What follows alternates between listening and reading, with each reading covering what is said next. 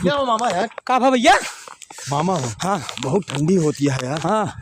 कौनो ऐसा रामबाण उपाय बतावा कि ठंडी ना लागे यार मामा। अच्छा हाँ। रामबाण उपाय हाँ। ठंडी ना लागे। हाँ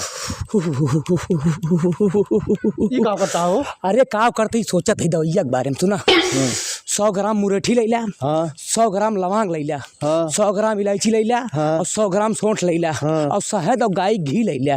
जानता? हाँ।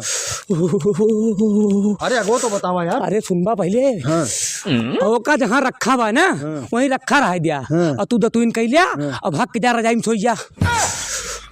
हे मामा आए का भा तुझसे पूछा थी लागे थोड़ी हाँ। बच्चे को उपाय पूछा थी ना। बचे का हाँ। नहीं भैया हम ना जाने, हम केवल लागत बताई थी बचे के नहीं।